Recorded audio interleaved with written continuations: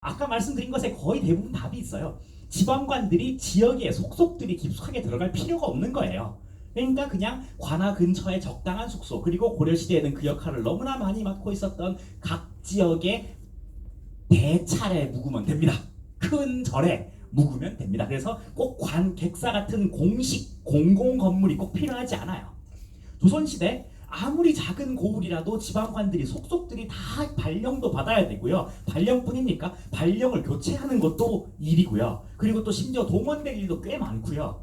그래서 그 지방관 공식적인 이유로 인해서 지역들을 오가야 되는 케이스들이 너무 많습니다. 다 떠나서 무슨 전령 이런 것도 포함입니다. 어디까지나 다 왔다 갔다 해야 되죠. 그래서 객사라는 것은 기본적으로 관아랑 매우 밀접합니다. 한 가지 더 객사의 굉장히 큰 일은 중국 사신을 모시는 겁니다. 그리고 그래서 뭐 객사는 지역마다 크기가 들쑥날쑥한 게 어떤 용도로 쓰이느냐에 따라서 편차가 굉장히 심합니다.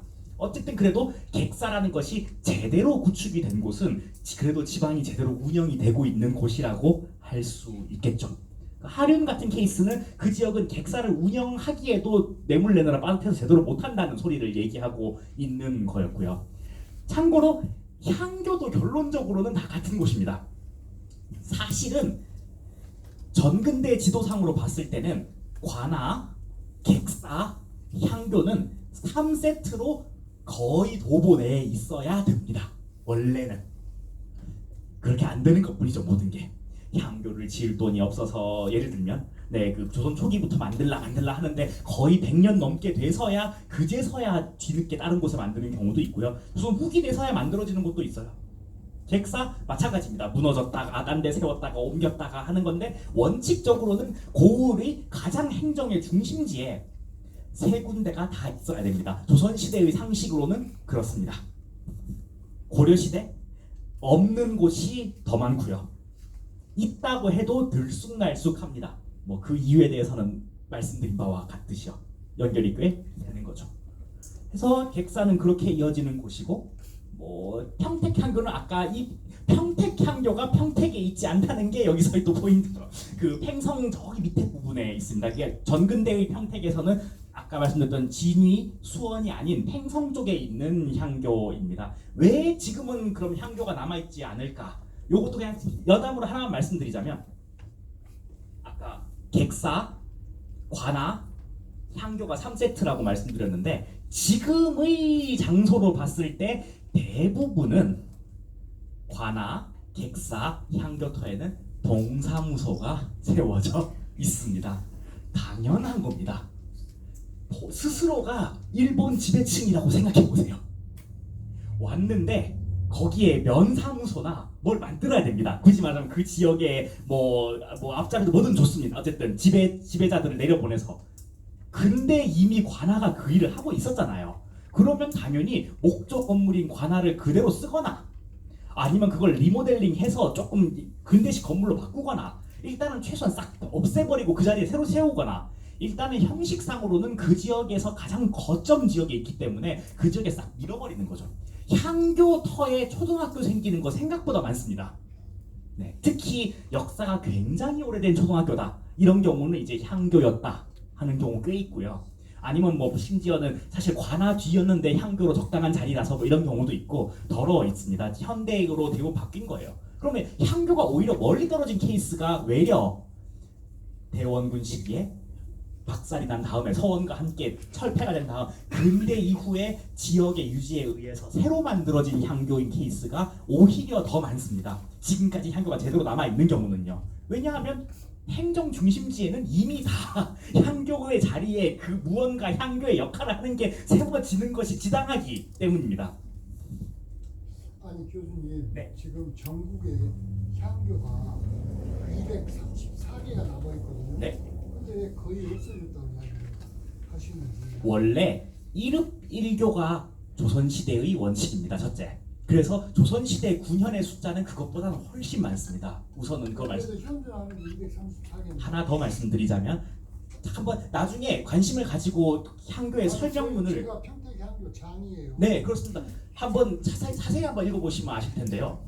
자세히 보시면 평택은 그나마 좀 다른 차이일수인데요. 평택은 향교가 두 개 있습니다. 진위 향교하고 평택 향교하고 네, 진위와 평택은 다른 행정구역입니다. 조선시대는. 진위는 수원구고 평택은 여기 아래쪽 네네네네. 천천히 제가 말씀드리면요. 조선시대 이후의 향교들 중에서 현재까지 정확히 그 터에 끊어지지 않고 이어지는 케이스는 아주 우리가 지금 봤을 때 지역 문화재쯤 되는 지역은 그렇습니다. 근데 그렇지 않은 지역 훨씬 많습니다. 네, 정말로요. 그리고 실제로 근대 이후에 국민들의 뜻을 모아 그 정신을 이어서 새로 만들었다. 전 그거 무시하지 않습니다. 혹시 잊으셨을까봐 말씀드리자면 제가 조선시대 유교 전공자입니다. 네, 향교의 정신을 잇는다는 것에 제 나름대로도 굉장히 진심을 갖고 있습니다. 단 그게 그대로 이어졌느냐, 중간에 흐지부지 됐다가 새로 생겼느냐, 완전히 다른 문제입니다. 그거는. 네, 서원도 마찬가지예요. 심지어 조금 이거 이렇게 말씀하시면 스님들이 별로 안 좋아하실 텐데요. 그래도 정직하게 말씀드리면 사찰 중에서 자세히 보면은 언제 없어졌는데가 단서가 슬쩍 나왔다가 지나가는 경우 너무 많습니다. 똑같은 케이스는 사찰에 적용되는 겁니다. 전국에 절이 몇 개나 될 거라고 생각하시나요? 그 중에 굉장히 많은 숫자들은 자신이 신라시대나 혹은 고려시대의 땡땡사로부터 연호한다고 다 써 있어요. 그게 지금까지 진짜로 이어졌느냐와 중간에 드문드문 끊어졌다가 이어졌느냐는 것은 좀 다른 문제다. 제가 말씀드리는 것은 그런 정도의 의미인 겁니다. 원래 다 그런 거예요. 그리고 네, 한마디만 더, 테세우스의 배라는 옛날에 유명한 비유를 아시나 모르겠습니다. 그냥 그리스 철학이 자주 쓰는 비유인데요. 자, 배가 한 목조 선박이 있습니다. 둥실둥실 가다가 중간에 항구에 정박하니까 그 허물어진 썩은 부분이 있어요. 한 부분을 바꿉니다. 조금 더 항해를 하다가 또 바꿉니다. 한 몇 군데 정박을 하다 보니까 결국에는 모든 부위가 다 바뀌었습니다. 그 배는 처음에 있던 배와 같은 건가요? 다른 건가요? 네, 정말로 이어짐이라는 것을 어떻게 적이 내리냐에 따라서 없는 겁니다. 안동의 임청각 예를 들어보죠. 아주 강경하게 현대의 종갓집을 표방하고 있습니다. 저도 알아요. 그리고 임청각은 굉장히 건축사적으로 중요한 건물입니다. 근데 그 중에서 실제 지어졌다고 얘기하고 있는 것은 15세기이나 가장 오래된 그 건물 중에서 15세기 말고 16세기 초에 만들어졌던 기둥 하나만 남았습니다. 거의 기둥이랑 정각이랑 요만큼 남았습니다. 정말로 다 조선 후기 쪽의 양식입니다. 미술사적으로 봤을 때 임청각은 조선시대 관련된 방 한 칸 정도 볼 수 있으니 너무나 귀중한 거고요. 뭐 그렇습니다. 저는 대부분 문화재라는 게 일단은 그렇다는 점을 말씀드리고 싶습니다. 전쟁 당연한 겁니다. 네. 목조 건물이 그럴 수 있는 건 없는 거고요. 또 그런 경우는 경복궁은 안 그렇습니까? 네, 다 떠나서요. 네, 6.25 전쟁 때 경복궁에 제대로 된 건물 하나도 없습니다. 경복궁은 없어졌다가 새로 생긴 건물이나 다름없습니다. 우리는 경복궁을 구경하면서 조선시대 이 정도전이 세웠던 나라의 어떤 큰 뭐 이게 정신을 이어받을 수 있는 건 지당하고요. 저도 종종 경복궁에 가서 많은 걸 생각하게 됩니다. 근데 그게 정말로 태조 때 만들어진 건물이자 그것의 실체가 남아있다고 생각해서는 안 됩니다. 둘을 명확히 구분하겠습니다. 아까 말씀하신 지적 분명히 맞습니다. 하지만 조금 구분하고 싶은 건 명확히 구분해 두겠습니다. 네.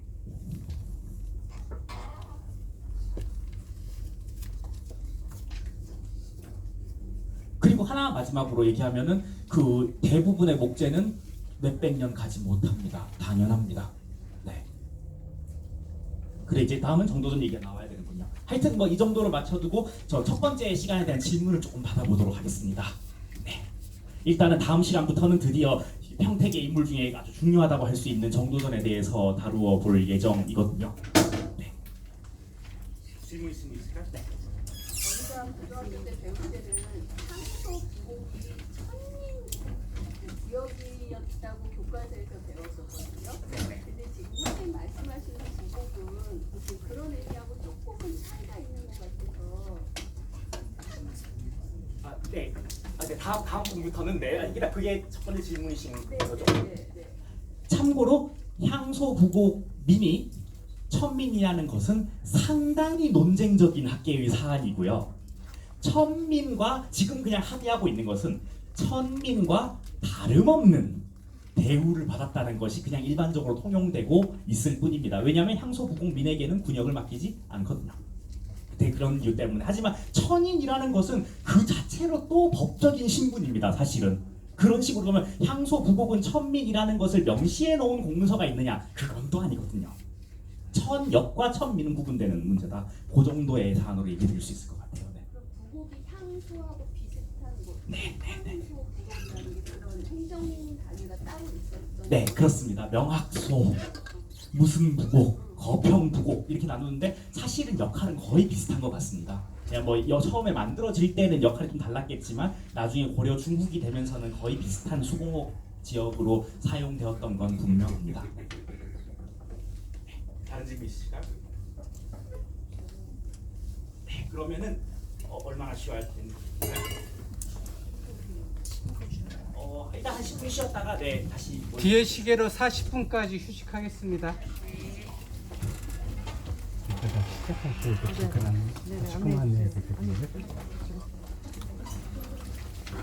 잠깐 안내 말씀을 드리면